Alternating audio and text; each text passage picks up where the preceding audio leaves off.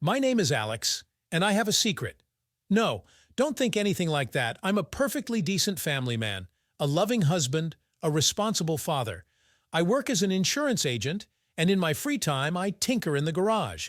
In general, a typical middle-class guy. But my secret? It doesn't give me peace. It haunts my dreams at night, burns the brand of shame on my heart. And no matter how hard I try to bury it, the past always comes back. Reminds me of itself in little things, although it all started quite innocently. Even funny, I would say. It's just that one day my mother-in-law, her name is Lorna, by the way, and I decided to launch a joint YouTube channel. You know, the kind about various life hacks for the home, small repairs, DIY crafts. DIY, in a word. The idea belonged to Lorna, of course. She always has some crazy plans swarming in her head. One day she's making handmade soap.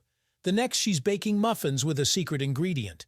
And when it comes to any furniture alterations or garden landscaping, that's it, you're done for. Such creativity will burst forth that you'll either stand or fall. So that time, at one of the family dinners, Lorna just blurted out, "Listen, Alex, let's throw together our own YouTube channel. You're the jack of all trades here, and I'll throw in ideas, generate content. Maybe we'll even become famous." I nearly choked on my beer at such a suggestion.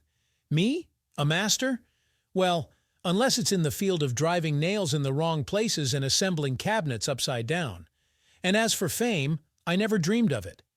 I just need to submit the quarterly report on time and allocate money for my wife's new shoes, but try to dissuade Lorna when she gets something in her head. She's adamant, standing her ground, flashing those big blue eyes of hers, waving her arms around. Even my wife, Tracy, gave up, waved her hand like, "Do whatever you want. The main thing is don't wreck the house and don't saw the couch in a creative rush." So it went on.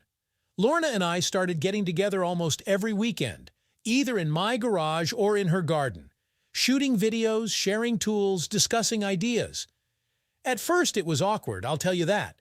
After all, it's not every day that you make something side by side with a respectable lady. But gradually, I got into it. Moreover, I got carried away, damn it. Turns out Lorna and I really do have a lot in common. A passion for creativity, excitement, a desire to make something with our own hands, and a sense of humor, too. How much we laughed, screwing up takes or arguing about what wallpaper to glue in the dollhouse.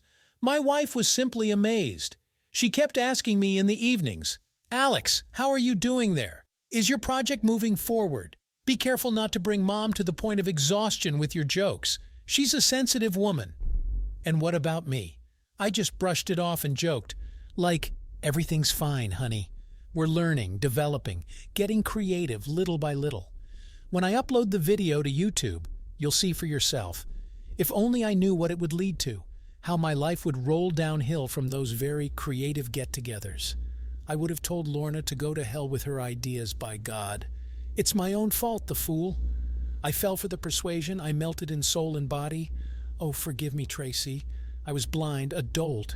I missed the abyss opening up under my nose and jumped into it at a run, without looking back. But about everything in order, from the very moment when YouTube lit up with our first video, cheerful, silly, promising, and I had no idea then what price I would have to pay for those promises, a price that still tastes bitter in my mouth. The first pancake is always lumpy. What can you do? Lorna and I spent half a day fussing around, shooting our welcome video. We'd forget the text, we wouldn't fit in the frame, and when it came time to edit the footage, that's when I howled like a beluga whale. It takes so much patience to stare at a screen for hours, cutting takes, eyes watering, back getting stiff, and the result still looks like a school project for a young naturalist club. If only I had experience, knowledge, or at least perseverance, like Lorna. My mother-in-law, I see, got a taste for it. She sits there, bent over the laptop, just clicking the mouse. She'll cut it here, make transitions there, and she's just glowing with pleasure. Like a child, by God, who was given a new toy. "Look, Alex," she kept calling out to me, poking a finger at the monitor. "In my opinion, it's better to take my close-up here, because you have an unsightly double chin there." What a nasty old woman. I mean, not an old woman, but still a pretty good-looking one. In the prime of life, I would even say. But her character, God forbid anyone to have it. Sharp-tongued, prickly. She'll always find something to nitpick, but for some reason it never infuriated me. On the contrary, I seemed to get revved up by her taunts. I would respond in the same spirit, tease her, and deep down, I desperately hoped that my wit would impress her at least a little bit. Yeah, right. As if Lorna would ever admit that you're the smartest and most charming son-in-law in the world. A cactus would sooner grow on my forehead than you'd get a compliment from her. But that's me being smart now, in hindsight. And then, in the process of collaborative creativity, I completely lost my head. Any little thing seemed incredibly meaningful. Every compliment from my mother-in-law was like manna from heaven. I'm usually unshakable in everyday life, arguing with my wife, standing up for my rights. That's not for me at all. It's too expensive for myself, you know.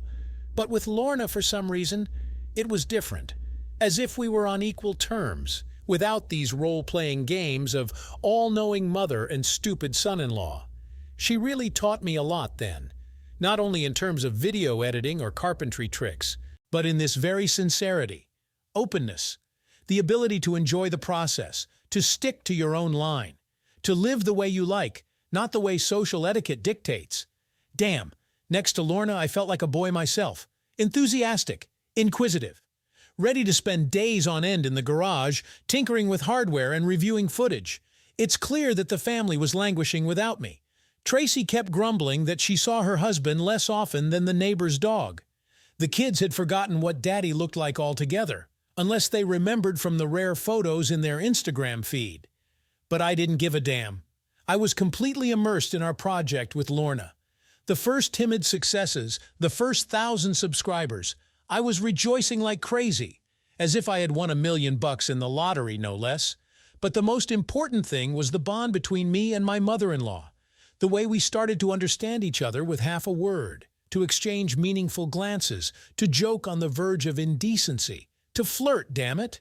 Yes, don't be surprised. Flirting is putting it strongly, of course, but the way we interacted, the way we reacted to each other, there was definitely something exciting about it, thrilling, if you will, especially when we had to work in a tight space, reaching for each other, brushing elbows, feeling the heat of another body, hearing the quickened breathing.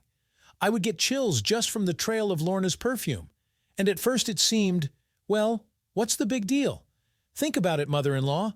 A relative, you might say, plus a good decade older. But no, there you go, caught like a chicken in a bag. And damn it, I got involved in this venture. It's really true that the road to hell is paved with good intentions. We started with good health, but ended in repose. But how could I have foreseen such a twist? Did I expect that an innocent hobby would turn into something more? No way. I was even afraid to imagine where this crooked path would lead me. And meanwhile, it led straight into the abyss. Dark, beckoning, the kind where it's so easy to get lost, and to forget about duty, decency, vows of marital fidelity. Lord, save me and keep me. Protect me from the evil one, from sin and temptation. If only I had known in advance what this whole idea would turn into. I would have told Lorna and her ideas to go to hell, and I would have lived peacefully and happily, in harmony with myself and my conscience. But who was yanking my tongue, the fool? Myself, all myself. I fell for the creativity, the excitement. I thought I was the smartest, the most advanced. But no, I turned out to be a real sucker. I set myself up to the fullest, and I deserve it, in general, for pride, for licentiousness. It was high time to set my brain straight. It's a pity, only at such an exorbitant price. Well, there's no use grieving now. If you've drunk, have fun. If you've overindulged, be ashamed. That's how it is. I'll be dealing with this disgrace for the rest of my days now, and pray to God that He'll grant me forgiveness at least sometime. Week after week, video after video, our channel was slowly gaining momentum.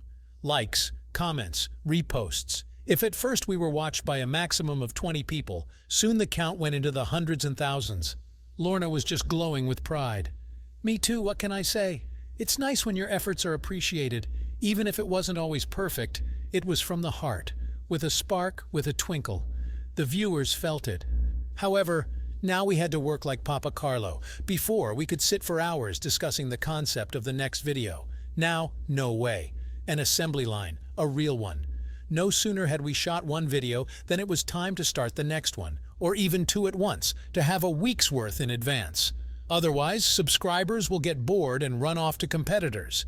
We have to keep them on their toes, throw them new content. Lorna went completely off the rails on this subject. She kept demanding furniture for the project, new locations, and the props. Lord, my garage turned into a prop warehouse in a month. It's a good thing the neighbors didn't call the cops. They'd think I was hoarding junk. But I endured it, and it would be okay for the sake of business or popularity. No, all for her sake. For Lorna's sake, damn her. I really wanted to please her, to make her happy, to see approval in her eyes, to hear praise. And sometimes not just praise. It happened that in the creative frenzy, we'd start looking at each other differently. Appraisingly, or something. Like, you're not bad, it turns out. There's a zest, a spice to you. It made me shiver. It was embarrassing, burning me up inside. Still, mother-in-law, my wife's mother. What zest, for God's sake! But I couldn't help myself. I was drawn like a magnet. And Lorna seemed to sense something like that. She provoked, she played. She'd drop an ambiguous word, or give me a look that threw me into a fever. And then she'd even touch me in passing, as if by chance. On the shoulder there, with her hand. Sparks would fly from my eyes. The most horrible thing was that Tracy began to suspect something. Of course, I was spending almost all my free time with my mother-in-law. We'd shoot late into the night, edit until the wee hours. What wife can endure that? So mine couldn't take it. She threw a fit once, they say. He's completely out of control, not taking care of the family, neglecting the children, and he himself is probably flirting with my mother. God forgive me. I nearly choked at this twist. Is it really that obvious? Is it really visible from the outside how I'm melting next to Lorna? Disgrace! I started to make excuses, to explain.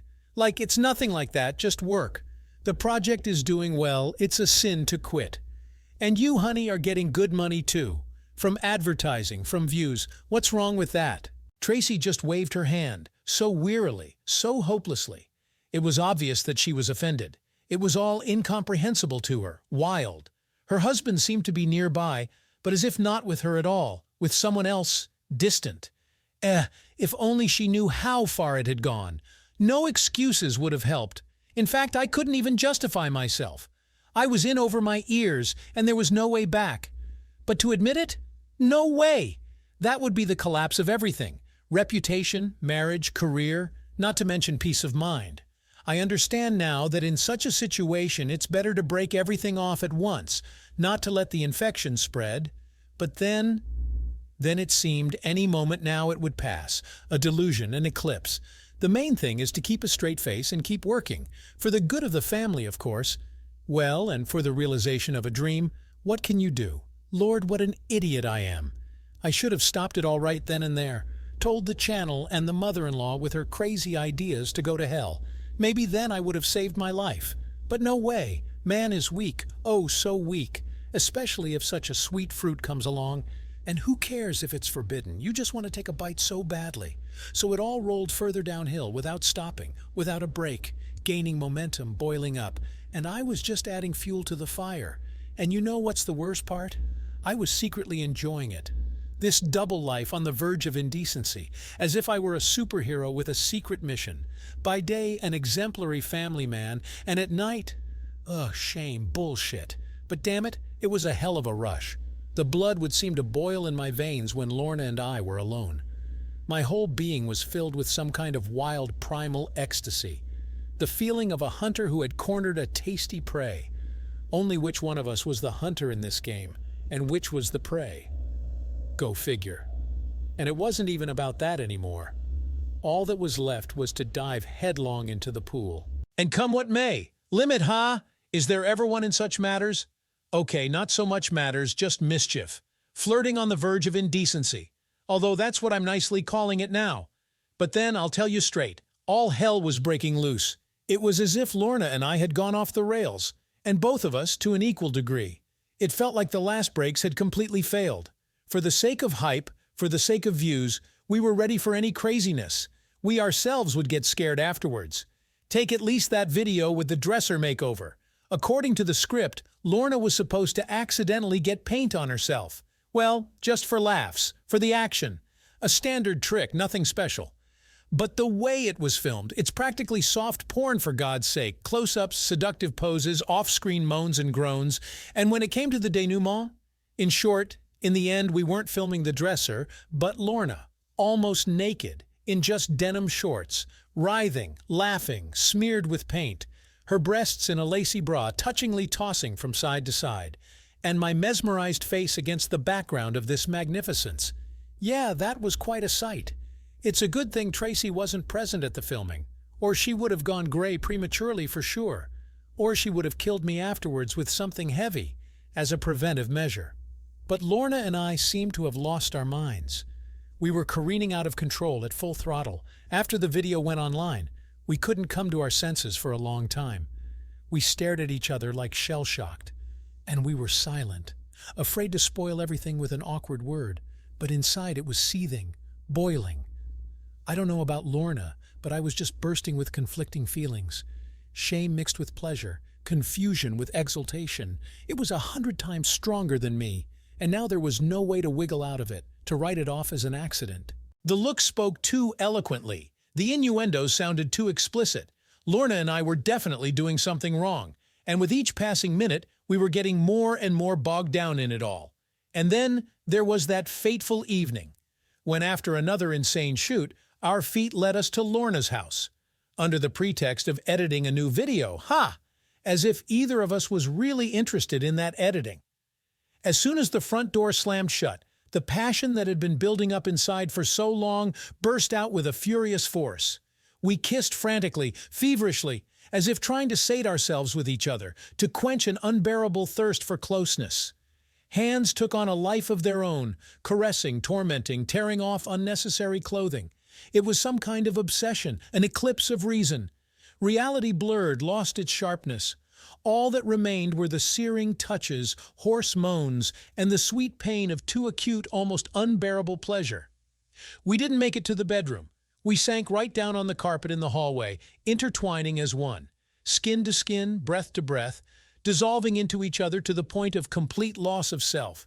It was like some kind of pagan ritual, wild, primal, as if we had temporarily turned into creatures who knew no shame or taboos. And the only thing that mattered was to sate ourselves, to satisfy our incredible hunger. How many times did we make love that night? Hell if I know! I lost count after the third. Lorna turned out to be quite the insatiable she-devil. Again and again she would pin me down, straddle me, take what she wanted, and I didn't even think to object. I only moved frantically, gripping her hips to the point of pain, and I was going crazy with permissiveness, with the taste of forbidden fruit. To hell with it all. Propriety, morals, marital duty. Now there were only the two of us, and the passion consuming us. It was real madness, hot, furious, exhausting. I don't remember how we ended up in bed. I don't remember how I made it home at dawn.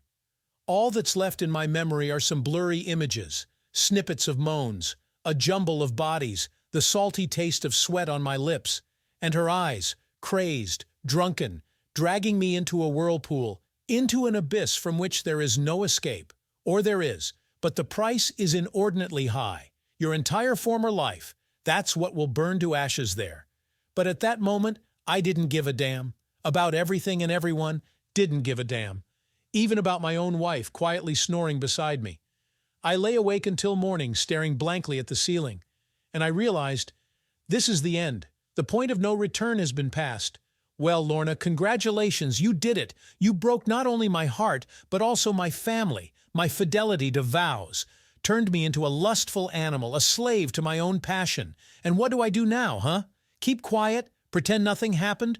Or confess everything? Destroy the little that's left? I didn't know. Absolutely, utterly didn't know. One thing was clear. It can't go on like this anymore. Either we quit, all this, or I lose the right to call myself a man. And a human being in general. But how the hell do you quit? If every cell in your body is screaming, demanding a repeat. If you can't think about anything else anymore. You're in deep, Alex. Oh, you're in deep, buddy, up to your tomatoes. And something tells me you won't get out of this story easily, if you get out at all. What I feared most happened at the most inopportune moment. Though, are there ever opportune moments for such a thing? It's like waiting in line to have your head chopped off. Stupid and pointless. Anyway, Tracy caught us. and in the most compromising situation possible. Lorna and I had just finished another crazy shoot. We were lying on the living room floor, half naked and sweaty, laughing like crazy, elbowing each other. And then, the click of the lock, the creak of the door. My heart sank. My stomach went cold. Not this, not now. But alas, prayers didn't help. Tracy stood frozen in the doorway, pale, with eyes widened from shock. She looked at us as if seeing us for the first time, as if she couldn't believe that this was her husband and her mother. "What the hell is going on here?" she finally whispered with her lips alone. Her voice was ice and steel, and pain, thick as molasses. Lorna and I jumped up, frantically trying to cover ourselves. Mother-in-law with my shirt, me with a couch cushion. I guess from the outside it looked utterly stupid. Tragicomedy, by God. "Tracy, it's not what you—" I began, but my wife furiously cut me off. "Shut up, just shut up, you hear me? God, what a fool I am. I suspected something, felt something was wrong, but like this, in my own house." She sobbed, pressed her hand to her mouth, on her cheeks, tears, angry and bitter. My heart clenched with shame and pity. Lord, what have I done? Broke my beloved wife's heart, trampled her trust. "Daughter, listen." Lorna stepped towards Tracy, held out her hand, but she recoiled as if from a venomous snake. Don't you dare call me that." Her voice broke into a scream. "How could you? How underhanded, deceitful, to seduce your own son-in-law, to destroy your daughter's family. How could you, Mom?" My mother-in-law wrung her hands helplessly. Her face was streaked with tears mixed with smudged mascara. "Forgive me, my girl. Forgive me if you can. I didn't mean to. It just happened?" Tracy smiled bitterly. "Oh, so that's what it's called now? To carry on behind my back. That means it just happened. And I'm left to clean up the ruins, right? Piece the family back together?" She turned to me, eyes full of pain and contempt. "And you?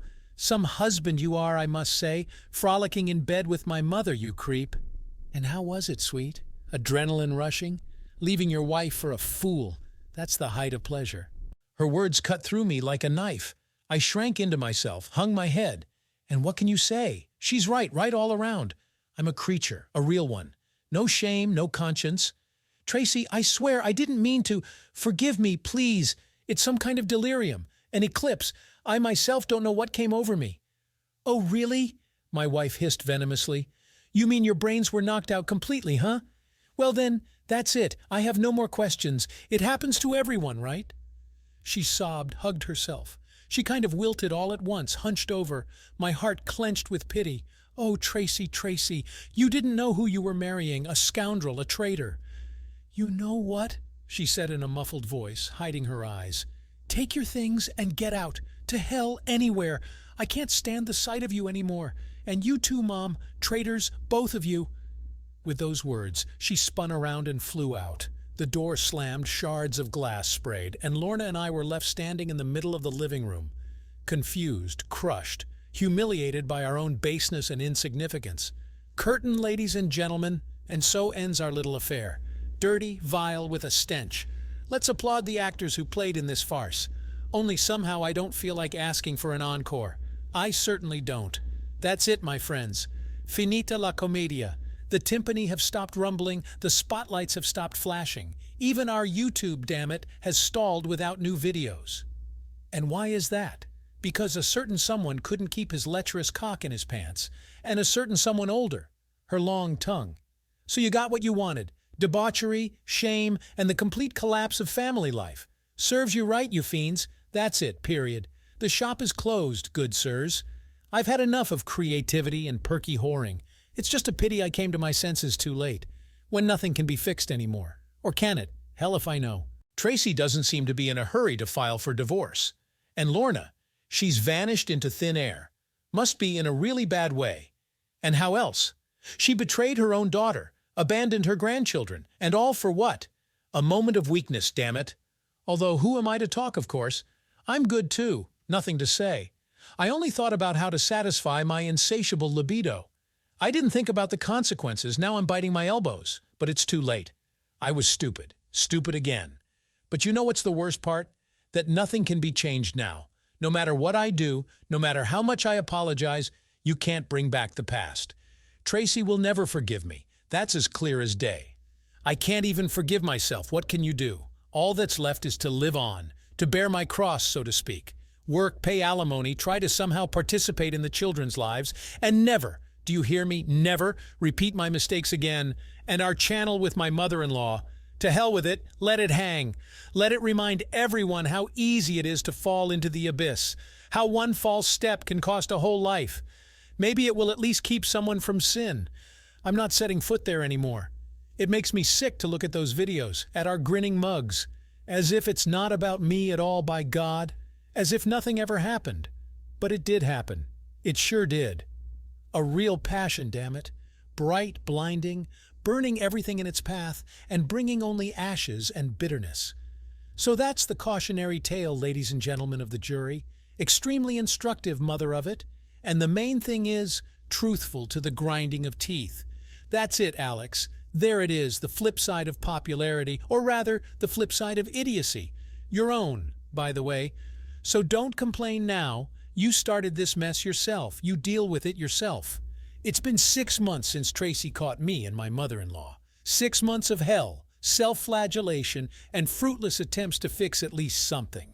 But no way. My wife won't even let me in the door, won't let me see the kids. Hell, I can't even properly gather my things. I have to crash at friends' places, wander around rented apartments. And why is that? That's right, because I was thinking with the wrong head. Because I fell for the call of the flesh, the temptation of the forbidden fruit. And what's the result? I lost everything. Home, family, peace of mind. For what, I ask you? Okay, me, the lustful goat. But what was Lorna thinking? By God, I'm sometimes amazed by women's foolishness. Or is it age that clouds the mind so much?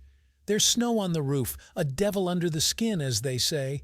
Speaking of Lorna, we don't communicate anymore, if anything. We don't even really cross paths, and that's for the best. Less sin.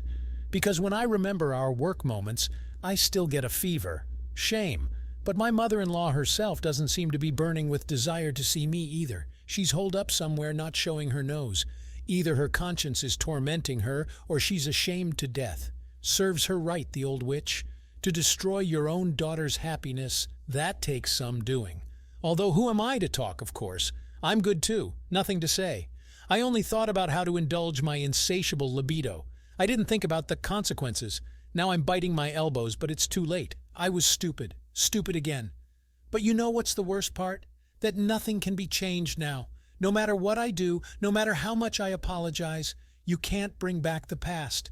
Tracy will never forgive me. That's as clear as day. I can't even forgive myself. What can you do? All that's left is to live on, bear my cross, so to speak, work, pay alimony, try to somehow participate in the children's lives, and never, do you hear me, never repeat my mistakes again, and our channel with my mother-in-law. To hell with it, let it collect dust. Let it be a silent reproach, an eternal reminder of how easy it is to stumble, and how hard it is then to deal with the consequences. That's the kind of story it is, ladies and gentlemen of the jury. Instructive, mother of it. And the main thing is, truthful to the grinding of teeth.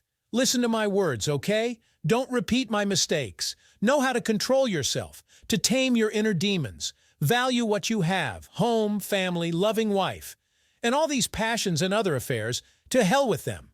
They don't promise you anything good, believe me. Only wounds to the soul and indelible shame. If only I had known earlier what this YouTube fever would lead to. I would have told Lorna and her ideas to go to hell, and I would have lived peacefully and happily in harmony with myself and my conscience. But who was yanking my tongue, the fool? Myself, all myself. I fell for the creativity, the excitement. I thought I was the smartest, the most advanced, but no, I turned out to be a real sucker. I set myself up to the fullest, and I deserve it, in general, for pride, for licentiousness. It was high time to set my brain straight. It's a pity, only at such an exorbitant price. Well, there's no use grieving now. If you've drunk, make merry. If you've overindulged, be ashamed. That's how it is. I'll be dealing with this disgrace for the rest of my days now, and pray to God that He'll grant me forgiveness at least sometime. And to you, good sirs, here's the testament I'll give. Live honestly, according to your conscience. Keep the bonds of marriage sacred. Be faithful to your loved ones. And don't give in to the call of vice, no matter how sweet it may be. Otherwise, you'll end up like me. You'll find out for yourself what it's like to be the last scoundrel, with the brand of a cheater and a traitor on your brow. Do you need that? Thought so. So don't be suckers. Learn from others' mistakes. And from mine, especially. It turned out way too illustrative, the bitch. That's it, amen, brothers and sisters. Thank you for your attention. Forgive my frankness. God grant you peace in your family and a sound mind. And me, give me the strength to atone, to fix what has been done, as much as is humanly possible. Even if I have to beg God and Tracy for forgiveness until the end of time. But that's a whole other story. Maybe someday I'll tell it too. But for now, live honestly, people. Love your loved ones. Cherish what you have. That, damn it, is the most important thing I should know. Did you like this story? Let us know in the comments what you liked. Subscribe to our storytelling podcast. Also, don't forget to like and ring the bell so you don't miss more interesting stories. See you soon.